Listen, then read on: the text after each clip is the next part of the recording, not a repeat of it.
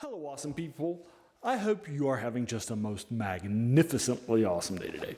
Today we're taking a look at the second short story in this Renegade Swords collection for you folks. It's published by DMR. I'll link it to you in the comments below. This one is Necromancy and Naat by, that's two A's, it could be N-A-A-T, Naat, by Clark Ashton Smith. This is the unabridged version. This was found in his documents and so forth, and was first published in the book that collects all of his works, the 5-book collection, and so forth for you folks. I had read this when I had picked up a copy of his Tsathaggua collection that was published before then. It's a abridged version that was published in Weird Tales in 36, and it was heavily abridged by Farmer War's Wife. He said it was he had to go back and re-edit the endings and change a bunch of stuff and remove a bunch of words and really sort of reduce its power and impact. And yet it was still voted by the fans of Weird Tales as tied as the best story in that issue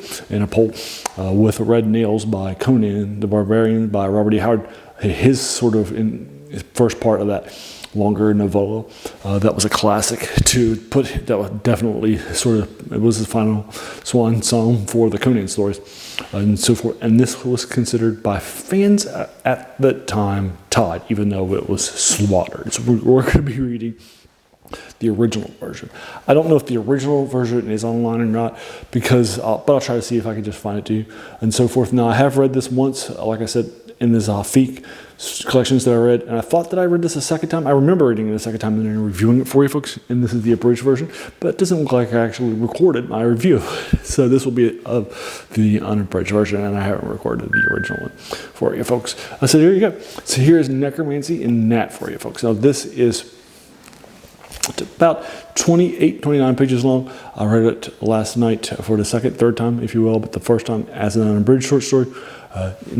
For you folks, it took me about an hour and a half, roughly, because Clark Ashton Smith is a longer writer.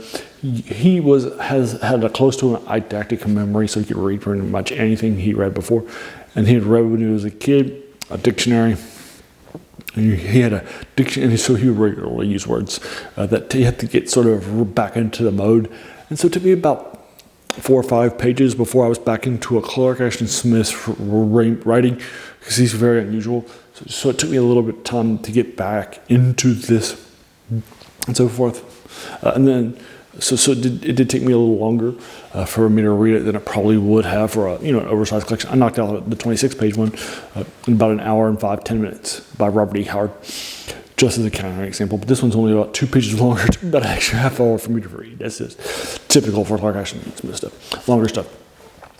So basically what's happening in this, I keep my reviews spoiler free, but I like to give you the first few pages to get you sort of what's actually happening and so forth. And our point of view character is a guy.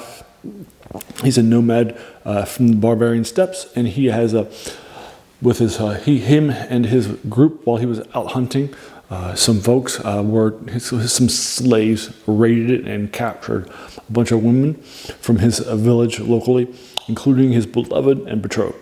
So he decides that he puts together some men and follows these slave hunters to a bunch of different places, and ultimately he finds out that they're heading on that she was just sold at a giant city after a couple of pages of her journeying, and now she is heading overseas to another place, to the kingdom, to be wedded with him and such. And now so our primary protagonist is now following her in a boat that he's purchased the last of his things that he had in order to track her down, and thus he is following her, and then he heads out to sea, and then they get caught in a storm, and then in the Black River, and are now going to an island called Naat.